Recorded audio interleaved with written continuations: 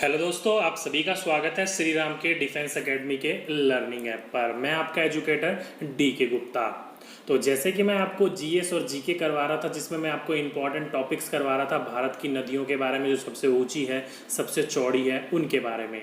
उसी से बारे में आज बात करेंगे। एक मोस्ट इंपॉर्टेंट टॉपिक भारत के पर्वतों के बारे में, जो कि मुख्य मुख्य पर्वत है, जहाँ से आपके क्वेश्चंस बहुत ज़्यादा देखने को मिलते हैं। और पूरा का पूरा थियोटिकल पोर्शन जो करवाऊंगा मैं आपको, वो पूरा का पूरा किसकी मदद से करवाऊंगा? बिल्कुल मैप की मदद से। आपको जो भी चीज़ें समझाई जाएगी वो मैप के द्वारा समझाई जाएगी। कौन सी चीज़ कहाँ पर है वो फिगर के द्वारा समझाई जाएगी, और बहुत अच्छे तरीके से ग्राफिक के द्वारा समझाया जाएगा। बहुत इंपॉर्टेंट वीडियो हो जाए, बहुत अच्छे तरीके से समझाने की कोशिश करिए। आपको एक मूवी की तरह मजा आएगा इस वीडियो को देखने में। ओके, और सारी की सारी चीज़ें आप देखते रहिएगा, आपको कुछ नोट डाउन करने की जरूरत नहीं है। अपने आप ही मन में सारी की सारी आपकी फीड हो जाएंगी। और वीडियो के एंड में जब आप क्वेश्चन लगाओगे, बिल्कुल सही, वीडियो के एंड में कुछ मैंने क्वेश्चंस भी दे रखे हैं, उन क्वेश्चंस को लगाकर देखिएगा। आपको पूरा का पूरा पता चल जाएगा कि कितना समझ में आया और कितना आपको समझ में नहीं आया। ओके, इससे पहले मैंने आपको कुछ लेक्चर्स और लिए थे। अगर आपने वीडियोस नहीं देखी हैं तो रिकमेंड करूंगा उनको ज़रूर देख लीजिएगा, ताकि आपके सारे जो हैं एक दूसरे से कनेक्टेड हैं, आपको सारी की सारी चीज़ें जो है अच्छी तरीके से समझ में आ जाएं। ओके, तो चलिए आज हम जो बात करने वाले हैं, भारत के प्रमुख पर्वतों के बारे में बात करने वाले हैं। तो नोटबुक निकालिए और आज की डेट डालिए, लिख लीजिए आज का अपना नेक्स्ट टॉपिक, भारत के प्रमुख पर्वत। तो चलिए आज का अपना टॉपिक लिख लीजिए, भारत देश के पर्वत। अब यहाँ पर कई बच्चे सोच रहे होंगे कि जो पर्वत है इसका निर्माण होता कैसे है। तो ध्यान रखिएगा कि जमीन के अंदर जो मैग्मा होता है ना, वो 5000 मीटर या इससे ऊपर जमता है, तब पर्वतों का निर्माण होता है। और अगर आपसे पूछा जाए कि पर्वत कितने प्रकार के होते हैं, तो पर्वत के 4 प्रकार होते हैं। लेकिन यह आपका एक अलग टॉपिक है, तो हम इसको एक अलग टॉपिक में पढ़ेंगे। भारत के पर्वत के जो प्रकार हैं उनको मैं एक सेपरेट वीडियो में करवाऊंगा, वहां पर अच्छे से समझाने की कोशिश मैं आपको करूंगा। ओके, और भारत की बात करी जाए ना, तो भारत का जो सबसे नवीनतम पर्वत का जो निर्माण हुआ था वो हिमालय पर्वत है, जो कि भारत के कहाँ स्थित है? उत्तर में हिमालय पर्वत स्थित है। जैसे कि आप मैप में देख रहे हो, ये जो पूरा भाग जो उत्तर का है ना, ये पूरे के पूरे उत्तर भाग में आपके हिमालय बसा हुआ है। जैसे कि आप देख रहे हो, ये पूरी के पूरे आपकी क्या है? हिमालय श्रेणी है। और इसी को ही समझने के लिए हिमालय पर्वत को 4 अलग श्रेणियों में बांटा गया है, आपका उत्तर से दक्षिण की ओर। ध्यान से सुनिएगा, आपको हिमालय को समझने के लिए उसको वैज्ञानिकों ने उत्तर से दक्षिण की ओर 4 भागों में बांटा गया है, और उसी के साथ साथ में पश्चिम से पूर्व की ओर समझने के लिए भी हिमालय को 4 भागों में बांटा गया है। दोनों तरफ से मैं आपको समझाने की कोशिश करूंगा, कहीं से भी आपका क्वेश्चन पुट अप होगा ना, वो आपका मिस नहीं होगा। पहले हम बात कर लेते हैं कि उत्तर से दक्षिण की ओर 4 भागों में किस किस में बांटा गया है। अगर हिमालय के 4 भागों में से उत्तर से दक्षिण की ओर में जो पहला भाग आपका आता है, वो आपका ये वाला भाग है, जो वो पहला भाग कहलाता है, जिसको ट्रांस हिमालय के नाम से जाना जाता है। ओके, और साथ ही साथ में ध्यान रखिएगा, ये जो ट्रांस हिमालय है, इसी के में आपका भारत की जो सबसे ऊंचा दर्रा है ना, काराकोरम दर्रा, इसी हिमालय में ही आपका स्थित है, जम्मू एंड कश्मीर में। ओके, और यहीं पर ही इसी ट्रांस हिमालय में ही जो कि आपका काराकोरम दर्रा है, इसी में ही आपकी जो है वो सबसे ऊंची चोटी, ध्यान रखिएगा, भारत की सबसे ऊंची चोटी स्थित है आपकी, जो कि कौन सा है? जिसको आप K2 गार्डविन ऑस्टिन के नाम से भी जाना जाता है। तो अगर आपसे पूछा जाए कि भारत की सबसे ऊंची चोटी कौन सी है, तो ध्यान रखिएगा K2 गार्डविन ऑस्टिन जो है वो भारत की सबसे ऊंची चोटी है, और विश्व की दूसरे नंबर की सबसे ऊंची चोटी है। जिसकी हाइट पूछी जाए तो 8611 मीटर इसकी हाइट है, मतलब 8611 मीटर जो है वो ऊंचा है ये। ओके, और दूसरे भाग की बात करी जाए तो दूसरे भाग को या तो वृहत हिमालय या फिर महान हिमालय के नाम से जाना जाता है। और साथ ही में ही जो विश्व के सर्वोच्च शिखर जो है ना, वो इसी श्रेणी पर आपके स्थित है। जैसे कि आपने देखा नेपाल में, जो कि हमारा विश्व का सबसे ऊंचा पर्वत है, वो आपका नेपाल में पाया जाता है, इसी श्रेणी में, जो कि कौन सा है? माउंट एवरेस्ट, जिसको नेपाल में किस नाम से जाना जाता है? सागरमाथा के नाम से जाना जाता है। जिसकी ऊंचाई कितनी है? तो 8848 मीटर, या फिर कई बार इसको 8850 मीटर के नाम से भी आपको देखने को मिल जाएगा। ओके, तो दोनों में से आपको जो भी देखने को मिले तो ध्यान रखिएगा, आपका माउंट एवरेस्ट की चोटी जो है आपकी सर्वोच्च चोटी है विश्व के अंदर। ओके, और साथ ही साथ में भारत का जो सबसे ऊंची चोटी है हिमालय की, क्वेश्चन को ध्यान से पढ़िएगा, भारत की सबसे ऊंची चोटी K2 है, लेकिन आपसे पूछा जाए कि भारत की सबसे ऊंची चोटी हिमालय की कौन सी है, तो ध्यान रखिएगा कंचनजंगा है, जो कि आपकी इसी श्रेणी पर पाई जाती है, जो कि कहां पर है, सिक्किम में है, जिसकी ऊंचाई कितनी है, तो 8598 मीटर उसकी ऊंचाई है। ओके, और तीसरे भाग की बात करी जाए जिसको मध्य हिमालय के नाम से जाना जाता है, जो कि महान हिमालय के दक्षिण में स्थित है, और ये भारत के जितने भी आपके टूरिस्ट अट्रैक्शन है, यानी कि टूरिस्ट या आपके जो पर्यटन स्थल है, वो सबसे ज़्यादा इसी श्रेणी के अंदर पाए जाते हैं, जैसे कि बद्रीनाथ, केदारनाथ, यमुनोत्री, गंगोत्री, नंगा पर्वत, नंदा देवी, धौलगिरी, ये सारे के सारे जो पर्वत हैं वो इसी श्रेणी के अंदर पाए जाते हैं। और इस श्रेणी की जो सबसे ऊंची चोटी है वो आपकी धौलगिरी चोटी है। ओके, तो ये क्वेश्चन पूछा जाए तो ध्यान रखिएगा इस पॉइंट को। और चौथे श्रेणी की बात करी जाए तो उसको कहा जाता है शिवालिक या फिर उप हिमालय। अधिकतर आपको शिवालिक ही देखने को मिलेगा, ध्यान रखिएगा। और यहाँ से आपका एक बहुत इंपॉर्टेंट क्वेश्चन पूछा जाता है, क्यों पूछा जाता है वो भी मैं आपको बताऊंगा। ये जो आपका हिमालय का जो भाग है ना, वो सबसे दक्षिण श्रेणी में आता है। ओके, और इसका जो निर्माण हुआ था वो सबसे बाद में हुआ था, इसलिए जो इसकी ऊंचाई है ना वो सबसे कम है। इसी ऊंचाई की कम होने की वजह से इस वाले भाग को क्या कहा जाता है, पद प्रदेश, जिसे फुट हिल रीजन भी कहा जाता है। ओके, और मध्य हिमालय और शिवालिक के बीच की जो घाटी होती है ना, उसको पश्चिम में दून और पूर्व में द्वार कहते हैं। फॉर एग्जाम्पल के रूप में जैसे कि आपका हरिद्वार या फिर देहरादून। तो कई बार आपसे क्वेश्चन पूछ लिया जाता है कि ये कहाँ स्थित है, तो ध्यान रखिएगा ये शिवालिक में स्थित है। ओके, तो ये तो भाग हो गए आपके ऊपर से लेकर नीचे की ओर, मतलब उत्तर से दक्षिण की ओर हिमालय को कितने भागों में बांटा गया है उसके बारे में। चलिए अब बात कर लेते हैं हिमालय को पश्चिम से पूर्व को कितने भागों में बांटा गया है और किस किस नाम से जाना जाता है। और हिमालय को जैसे उत्तर से दक्षिण की ओर 4 भागों में बांटा गया है, उसी प्रकार से हिमालय को पश्चिम से पूर्व की भी 4 भागों में बांटा गया है। कौन कौन सा, तो पहला आ जाता है आपका पंजाब हिमालय, दूसरा आ जाता है कुमायूं हिमालय, तीसरा आता है नेपाल हिमालय और चौथा आता है आपका आसाम हिमालय। अब यहाँ से क्वेश्चन पूछ लिया जाता है कि पंजाब हिमालय कहाँ से कहाँ तक है, कुमायूं कहाँ से कहाँ तक है, नेपाल कहाँ से कहाँ तक है, या आसाम कहाँ से कहाँ तक है, या फिर इसकी लंबाई पूछ ली जाती है, या फिर आपसे पूछ लिया जाएगा कि नेपाल हिमालय की सबसे ऊंची चोटी कौन सी है। तो इन सभी चीजों को एक एक करके क्लियर करने की कोशिश करते हैं। ओके, चलिए पहले बात कर लेते हैं हम पंजाब हिमालय की। तो पंजाब हिमालय जो आपको मैंने पढ़ाया था इससे पहले नदियों के बारे में, तो आपको सभी को पता है जो जम्मू कश्मीर से होते हुए जो सिंधु नदी जाती है और इसके पूरब में जो आपकी सतलज नदी है। तो ध्यान रखिएगा सिंधु नदी से लेकर जो सतलज नदी का जो भाग होता है उसको क्या कहा जाता है, पंजाब हिमालय कहा जाता है, जिसकी कुल लंबाई जो है वो 560 किलोमीटर है। ओके, और यहीं से अगर आपसे पूछा जाए कि पंजाब हिमालय की सबसे ऊंची चोटी कौन सी है, तो देखने से आपको पता लग जाता है पंजाब हिमालय की सबसे ऊंची चोटी कौन सी है, वो K2 ही है, मतलब गाडविन ऑस्टिन, जिसकी ऊंचाई मैंने आपको कितनी बताई थी, 8611 मीटर जो थी वो इसकी ऊंचाई थी। ओके, तो ध्यान रखिएगा पंजाब हिमालय की सबसे ऊंची चोटी K2 गाडविन ऑस्टिन ही है। ओके, और दूसरा है आपका कुमायूं हिमालय। अब ये कुमायूं हिमालय जो है, जो सतलज रिवर है, जो नदी है, वहां से लेकर जो पूर्व में आपकी काली नदी बहती है वहां तक के जो भाग को कहा जाता है वो कुमायूं हिमालय कहा जाता है, जिसकी कुल लंबाई जो है वो 320 किलोमीटर है।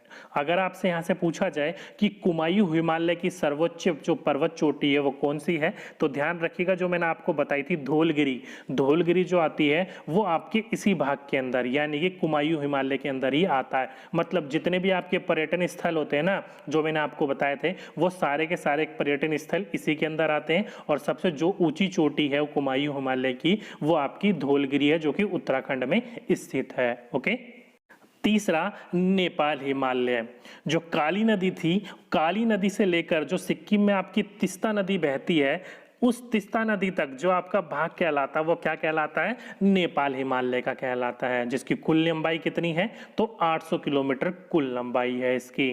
और अगर आपसे पूछा जाए कि नेपाल जो हिमालय है उसकी सर्वोच्च चोटी कौन सी है, तो देखने से आपको पता चल जाता है नेपाल का ही हिस्सा है आपका कौन सा, माउंट एवरेस्ट, जिसको नेपाल में क्या कहा जाता है, सागरमाथा। तो अगर आपसे पूछा जाए कि नेपाल हिमालय की सबसे ऊंची चोटी कौन सी है, तो ध्यान रखिएगा माउंट एवरेस्ट ही है। ओके। और चौथा आसाम हिमालय, जो ये आसाम हिमालय है जहां आपका नेपाल हिमालय खत्म हुआ था तीस्ता नदी के पास, तो तीस्ता नदी से लेकर जो अरुणाचल प्रदेश में दिहांग नदी बहती है जो कि ब्रह्मपुत्र नदी भी है आपकी, वहां तक जो आपका भाग कहलाता है वो आसाम हिमालय का भाग कहलाता है, जिसकी कुल लंबाई कितनी है, 720 किलोमीटर है। तो देख सकते हो 4 भागों में बांटा गया है आपका पश्चिम से लेकर पूर्व में। अगर आपसे पूछा जाए ये 4 भागों में सबसे ज्यादा लंबाई किसकी है, तो मैंने आपको बताई थी अभी इससे पहले नेपाल हिमालय, उसकी लंबाई कितनी थी, लगभग 800 किलोमीटर। तो सबसे लंबा भाग वो नेपाल हिमालय का ही होता है। और साथ ही साथ में अगर आपसे पूछा जाए कि असम हिमालय का सबसे ऊंची चोटी कौन सी है, तो आपको दिखने में पता ही लग रहा है जो आपका सिक्किम के अंदर कंचनजंगा है वो सबसे ऊंची चोटी है आपके असम हिमालय की। ओके। तो ये कुछ क्वेश्चंस थे, कई बार पूछ लिए जाते हैं, उत्तर से दक्षिण की ओर या पश्चिम से पूर्व की ओर, दोनों को मैंने आपको अच्छे से समझाने की कोशिश करी है। चलिए अब बात कर लेते हैं, ये तो हो गया आपके ऊपर वाले भाग की, उत्तर वाले भाग की। चलिए अब भारत के मध्य वाले भाग की बात करते हैं कि भारत के मध्य में कौन कौन सी आपके पर्वत आते हैं प्रमुख। अगर भारत के मध्य के पर्वतों के बारे में बात करी जाए तो भारत का जो सबसे पुराना पर्वत है अरावली पर्वत, वो भारत के मध्य में ही स्थित है। तो कई बार आपसे पूछ लिया जाता है कि भारत का जो प्राचीनतम पर्वत है, जब सबसे पुराना पर्वत है वो कौन सा पर्वत है, तो अरावली पर्वत है, जो कि कहाँ पर स्थित है, तो अरावली पर्वत जो है वो राजस्थान के यहाँ पर स्थित है। इस जगह पर आप देख सकते हो, ये आपकी लोकेशन है अरावली पर्वत की। और ये जो अरावली पर्वत ही है, यहीं पर ही आपसे पूछ लिया जाता है कि अरावली पर्वत की सबसे ऊंची चोटी कौन सी है। तो ध्यान रखिएगा अरावली पर्वत की सबसे ऊंची चोटी जो है वो गुरु शिखर है, जिसकी कुल लंबाई कितनी है, तो 1722 मीटर। ध्यान रखिएगा 1722 मीटर जो है वो अरावली पर्वत की सबसे ऊंची चोटी, गुरु शिखर की चोटी जो है उसकी ऊंचाई है ये। ओके। और साथ ही साथ में भारत के मध्य में एक और पहाड़ी जो है वो काफी प्रमुख है, जो कि सतपुड़ा की पहाड़ियां हैं, जो कि कहां पर स्थित है, वो मध्य प्रदेश में स्थित है। जो कि कहां है, लोकेशन में आप देख सकते हो, ये सारे का सारा जो हिस्सा है ना वो सतपुड़ा की पहाड़ियों का है। और आपसे पूछा जाए कि सतपुड़ा की पहाड़ियों में जो सबसे ऊंची चोटी है वो कौन सी है, तो ध्यान रखिएगा धूपगढ़ जो है वो इसकी सबसे ऊंची चोटी है, जिसकी लंबाई कितनी है, तो 1350 मीटर जो है इसकी लंबाई है। और साथ ही साथ में यहां से आपका एक और क्वेश्चन पूछ लिया जाता है कि नर्मदा और तप्ती नदी के बीच में, नर्मदा और तप्ती नदी के माध्यम में कौन सी पहाड़ियां हैं, तो ये भी पूछ लिया जाता है क्वेश्चन। तो ध्यान रखिएगा नर्मदा नदी जो है वो सतपुड़ा नदी की, सतपुड़ा पहाड़ी जो है उसके ऊपर से नर्मदा नदी बहती है और सतपुड़ा के नीचे से ताप्ती नदी बहती है। ओके। तो इन दोनों के माध्यम में जो आता है वो सतपुड़ा की पहाड़ियां आती हैं। इंपॉर्टेंट क्वेश्चन है, पूछा जा चुका है कई बार, तो ध्यान रखिएगा इन क्वेश्चनों को। ओके। तो ये तो हो गया भारत के मध्य के कुछ इंपॉर्टेंट पर्वतों के बारे में। चलिए अब बात कर लेते हैं भारत के दक्षिण छोर में कौन कौन से प्रमुख पर्वत है, जहां से आपके क्वेश्चंस पूछे जाते हैं उनके बारे में। दक्षिण भारत की पर्वतों की बात करी जाए तो दक्षिण भारत में जो सबसे विशालतम जो पर्वत श्रेणी आ जाती है वो नीलगिरी पर्वत श्रेणी आ जाती है, जो कि मैप में आप देख सकते हो। यहाँ पर जो है वो लोकेटेड है आपकी तमिलनाडु के पास। ओके। यहां से आपका एक बहुत मोस्ट इंपॉर्टेंट क्वेश्चन पूछ लिया जाता है कि पश्चिमी घाट और पूर्वी घाट दोनों की तरफ, यानी कि जो आपके ये गुजरात की तरफ में जो घाट होते हैं इनको पश्चिमी घाट कहा जाता है, और जो पूर्व की तरफ होते हैं आपके, जो कि आप यहाँ पर देख सकते हो चेन्नई की तरफ, तमिलनाडु की तरफ जो घाट होता है वो पूर्वी घाट कहलाता है। जब मैंने आपको घाट वाला चैप्टर करवाया था वहां पर मैंने आपको अच्छे से विस्तारित किया था। यहाँ से क्वेश्चन बहुत पूछ लिया जाता है कि पश्चिमी घाट और पूर्वी घाट जहां पर ये दोनों मिलते हैं वह कौन सी पर्वत श्रेणियां आती हैं, तो ध्यान रखिएगा पश्चिमी घाट और पूर्वी घाट जो है वो नीलगिरी पर्वत श्रेणी के पास में ही आकर मिलती है। तो नीलगिरी ध्यान रखिएगा। ओके। और साथ ही साथ में अगर आपसे पूछी जाए कि नीलगिरी पर्वत श्रेणी की सबसे ऊंची चोटी कौन सी है, तो ध्यान रखिएगा डोडा बेटा। ओके, नीलगिरी पर्वत श्रेणी की सबसे ऊंची चोटी जो है वो डोडा बेटा है, जिसकी ऊंचाई कितनी है, तो उसकी ऊंचाई है 2637 मीटर, 2637 मीटर जो है वो सबसे ऊंची चोटी है आपके नीलगिरी पर्वत की। या फिर आप बोल सकते हो कि दक्षिण भारत की दूसरी सबसे ऊंची चोटी में जो नाम आता है वो डोडा बेटा का आता है। तो दक्षिण भारत की दूसरी सबसे ऊंची चोटी जो है वो डोडा बेटा हो गई। तो पहली कौन सी हुई, तो इसी के नीचे आ जाती हैं आपकी अन्नामलाई की पहाड़ियां। ओके, नीलगिरी पर्वत के नीचे आ जाती है अन्नामलाई की पहाड़ियां। वो अन्नामलाई की पहाड़ियां जो हैं वहीं पर ही आपकी एक चोटी है जिसको अन्नामुद्री के नाम से जाना जाता है। किस नाम से जाना जाता है, अन्नामुदी पर्वत के नाम से जाना जाता है। वो जो चोटी है वो दक्षिण भारत की सबसे ऊंची चोटी है, जिसकी ऊंचाई कितनी है, तो उसकी ऊंचाई है 2695 मीटर। कई बार आपको ये 95 की जगह 96 भी देखने को मिल जाता है, तो ध्यान रखिएगा 2696 हो या 95 हो, वो इसी की ही ऊंचाई है। ओके, तो दक्षिण भारत की सबसे ऊंची चोटी आपकी ये है। इसी के नीचे आ जाए हम, तो इसके नीचे आ जाती हैं आपकी इलायचियों की पहाड़ियां। तो कई बार आपने सन्ना पूछ लिया जाता है आपसे क्वेश्चन कि दक्षिण के सबसे नीचे वाले छोर पर कौन सी आ जाती हैं, तो पहले आ जाते हैं नीलगिरी, उसके बाद आ जाती हैं आपकी अन्नामलाई की पहाड़ियां, उसके बाद आ जाती है आपकी इलायची की पहाड़ियां जिसको कार्डमम हिल भी कहा जाता है। ओके, और उसके नीचे आ जाती हैं आपकी नागरकोइल। ओके, ध्यान नाम रखिएगा इनको सीक्वेंस में। ऊपर आती है नीलगिरी, फिर आता है आपका अन्नामलाई की पहाड़ियां, फिर आती है इलायची का पहाड़ियां, और फिर लास्ट में आ जाती है नागरकोइल। इसके नीचे कुछ नहीं है लास्ट पर्वत श्रेणियों में। ओके, तो कई बार यही क्वेश्चन पूछ लिया जाता है कि दक्षिण भारत में सबसे आखिरी छोर पर कौन से पर्वत श्रेणी आती है, तो नागरकोइल जो है वो सबसे लास्ट है, उसके बाद कोई भी श्रेणी नहीं है भारत के अंदर। ओके, तो ये थी आपकी दक्षिण भारत की कुछ प्रमुख चोटियां। ये तो होगी भारत की बात। अब बात कर लेते हैं भारत में जो द्वीप है, जो कि अंडमान निकोबार है और साथ ही साथ में लक्षद्वीप है, यहाँ पर जो है वो सबसे ऊंची चोटी कौन सी है। तो अंडमान निकोबार की बात करी जाए तो अंडमान निकोबार की सबसे ऊंची जो चोटी है वो आपकी चोटी है सैंडल पीक। नाम ध्यान रखिएगा, अंडमान जो आपका द्वीप है, हमारा आइलैंड है, उसकी जो सबसे ऊंची चोटी है उसका नाम क्या है, सैंडल पीक है। और वहीं पर ही हम अपने लक्षद्वीप समूह की बात करी जाए तो लक्षद्वीप में जो सबसे ऊंची चोटी है वो है नारचो।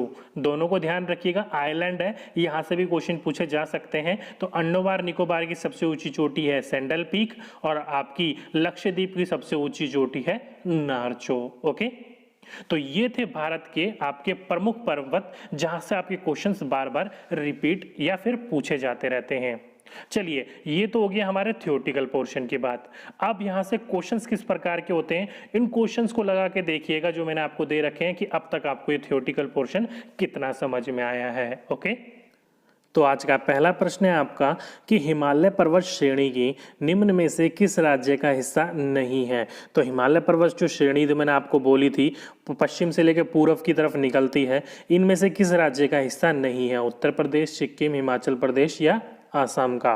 तो ऑप्शन नंबर फर्स्ट देखते ही लगा लेना चाहिए था, क्योंकि उत्तर प्रदेश, देखिए उत्तर प्रदेश और जो उत्तराखंड है दोनों पहले कभी एक हुआ करते थे, लेकिन उत्तराखंड अब अलग हो गया है, उत्तर प्रदेश अलग हो गया है। तो हिमालय पर्वत श्रेणी की जो श्रृंखला है, जो श्रेणी है, वो उत्तर प्रदेश का राज्य का हिस्सा नहीं है। तो ऑप्शन नंबर फर्स्ट इसका बिल्कुल सही आंसर था।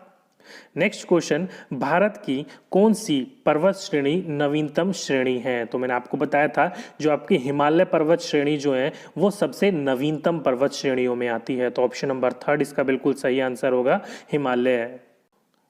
नेक्स्ट क्वेश्चन, हिमालय का पद प्रदेश, ध्यान रखिएगा जैसे इंग्लिश में फुट हिल रीजन, पद प्रदेश आपसे पूछा जाए कि निम्न में से किस स्थान से जाना जाता है, तो जो आपके हिमालय को उत्तर से लेकर आपका दक्षिण की तरफ 4 भागों में बांटा गया था, जिसका सबसे लास्ट वाला भाग जो शिवालिक कहलाता है, उसी वाले भाग को पद प्रदेश या जिसे आप फुट हिल रीजन भी कहते हो, जिसकी ऊंचाई क्या है, सबसे कम है, इसलिए उसको फुट हिल रीजन पद प्रदेश भी कहा जाता है। तो ऑप्शन नंबर 4 इसका बिल्कुल सही आंसर था। नेक्स्ट क्वेश्चन, भारत का सबसे ऊंची पर्वत चोटी कौन सी है? तो भारत की पूछी गई है, तो कौन सी है? K2 गार्डविन ऑस्टिन जो है वो भारत की सबसे ऊंची चोटी है। तो ऑप्शन नंबर फर्स्ट इसका बिल्कुल सही आंसर है। और अगर आपसे पूछा जाए कि विश्व की, तो ध्यान रखिएगा माउंट एवरेस्ट है विश्व की सबसे ऊंची चोटी, और फिर गार्डविन ऑस्टिन है, यानी कि विश्व की सबसे पहली ऊंची चोटी है माउंट एवरेस्ट और दूसरी है Godwin Austen. Okay, next question, Nanda Devi स्थित है, तो नंदा देवी पर्वत जो है वो कहाँ स्थित है? तो वो उत्तराखंड में स्थित है। तो ऑप्शन नंबर सेकंड इसका बिल्कुल सही आंसर था। नेक्स्ट क्वेश्चन, माउंट एवरेस्ट को नेपाल में किस नाम से जाना जाता है? तो मैंने आपको बोला था माउंट एवरेस्ट विश्व की सबसे ऊंची चोटी है, जिसको नेपाल में किस नाम से जाना जाता है? सागर माथा के नाम से जाना जाता है। तो ऑप्शन नंबर सेकंड इसका बिल्कुल सही आंसर होगा। ओके, नेक्स्ट क्वेश्चन, निम्न में से कौन सी भारत की सबसे प्राचीन पर्वत श्रेणी है? तो दो क्वेश्चन यहाँ से पूछ लिए जाएंगे आपसे। सबसे नवीनतम तो हमारी हिमालय हम सभी को पता लग गया, और सबसे प्राचीन पर्वत श्रेणी मैंने आपको कौन सी बताई थी? तो जो आपकी राजस्थान की तरफ आपकी थी वो कौन सी थी? तो अरावली पर्वत। तो अरावली पर्वत जो है वो सबसे प्राचीन यानी कि पुरानी पर्वत श्रृंखला है आपकी। और आपसे पूछा जाए कि ये कहाँ पर स्थित है, तो ध्यान रखिएगा राजस्थान में इसका ज्यादातर भाग स्थित है। ओके, नेक्स्ट क्वेश्चन, अरावली पर्वत का सर्वोच्च शिखर कौन सा है? तो सर्वोच्च शिखर मैंने कौन सा बताया था आपको? तो वो था गुरु शिखर। तो ऑप्शन नंबर थर्ड इसका बिल्कुल सही आंसर था। नेक्स्ट क्वेश्चन, दक्षिण भारत की सबसे ऊंची चोटी है, तो अब दक्षिण भारत की पूछी गई है, तो सीरियल वाइज मैंने आपको बताया था कि कौन सी चोटी किस तरफ आती है और सबसे एंड वाला भाग कौन सा होता है। तो दक्षिण भारत की सबसे ऊंची चोटी का नाम आए तो वो कौन सा है? अन्नीमलाई के पहाड़ियों में कौन सी थी? अन्नामुद्रई, जो थी आपकी दक्षिण भारत की सबसे ऊंची चोटी। तो ऑप्शन नंबर थर्ड इसका बिल्कुल सही आंसर है, अन्नामुदी। ओके, ये आपकी दक्षिण भारत की सबसे ऊंची चोटी है। नेक्स्ट क्वेश्चन, पश्चिम घाट और पूर्वी घाट को किस पर्वत श्रेणी पर मिलते हैं? तो पश्चिमी घाट और पूर्वी घाट जो दोनों तरफ से आते थे वो कौन सी पर्वत श्रृंखला श्रेणियों पर मिलते थे? तो वो नीलगिरी पर्वत के पास मिलते थे। तो ऑप्शन नंबर सेकंड इसका बिल्कुल सही आंसर है। नीलगिरी के बाद ही आपका क्या आता था? अन्नामलाई की पहाड़ियां आती थी। तो ऑप्शन नंबर सेकंड इसका बिल्कुल सही आंसर है। और यहीं पर ही अगर आपसे पूछा जाए कि नीलगिरी पर्वत की सबसे ऊंची चोटी कौन सी है, तो डोडा बेटा मैंने आपको बताई थी नीलगिरी पर्वत की सबसे ऊंची चोटी में आती है डोडा बेटा। ओके, नेक्स्ट क्वेश्चन, नर्मदा एवं ताप्ती नदी के मध्य स्थित है। तो आपको पढ़ाते समय मैंने बोला था कि नर्मदा और ताप्ती नदी जो है उसके बीच में आपकी सतपुड़ा की पहाड़ियां आती हैं। तो ऑप्शन नंबर सेकंड इसका बिल्कुल सही आंसर होगा आपका। सतपुड़ा की पहाड़ियां जो है वो नर्मदा और ताप्ती नदी के मध्य स्थित है, बीच में स्थित है। ओके, इसके ऊपर और नीचे से नर्मदा और ताप्ती नदी बहती है। काफी बार ये क्वेश्चन पूछा जा चुका है, तो ध्यान रखिएगा।